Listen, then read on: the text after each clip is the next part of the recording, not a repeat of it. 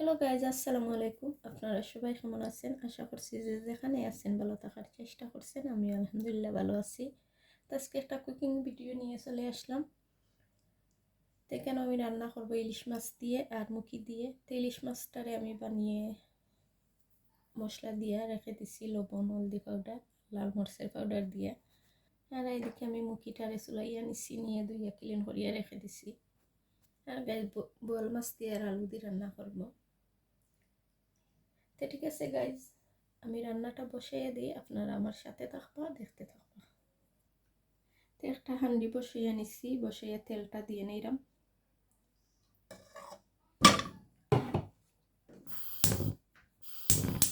এদিকে বেগুনি রসুনটা দিয়ে নিচ্ছি।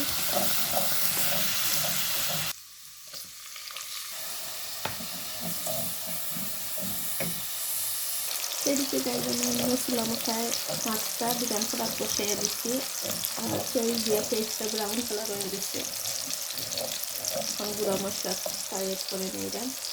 যা লাগে মশলা মাছের তরকারি। আর তো ইলিশ মাছের মাঝে একটু কম দেয় জিরা আর কারি পাউডার দিই না ইলিশ মাছ, এসব কিছুই দিয়ে নিলাম।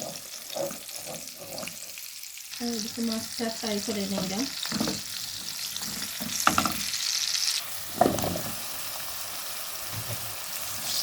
মুখিটা দিয়ে নিলাম।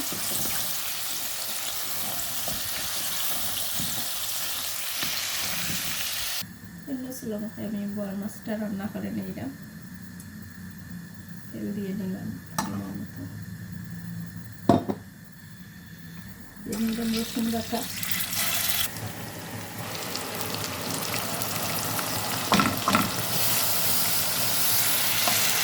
এদিকে মুখিটা ভিজে গেছে, এখন দিয়ে নিব আমি ইলিশ মাছটা। এদিকে মাছ দিয়ে নিলাম।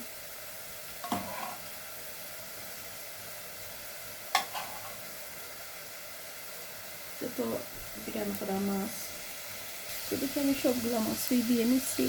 এখন জুলটো দিয়ে নেব, যেহেতু মাছ পিলার মাছ, এখানে জুলটো দিয়ে নিলাম।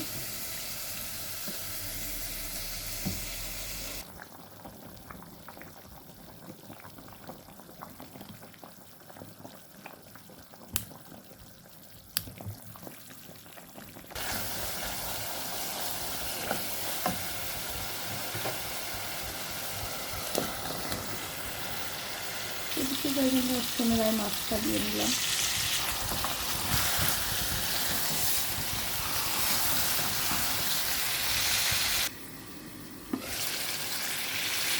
এখন জলটা দিয়ে নিলাম।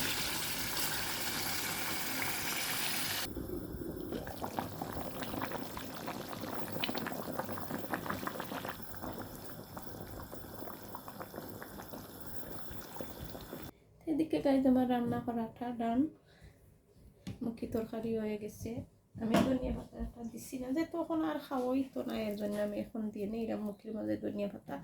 কালকে আবার তো জাল করবো, যেহেতু আমি রাত্রে সন্ধ্যার পরে রান্না করে নিলাম, রাত্রে তো আর খাওয়া হয় না।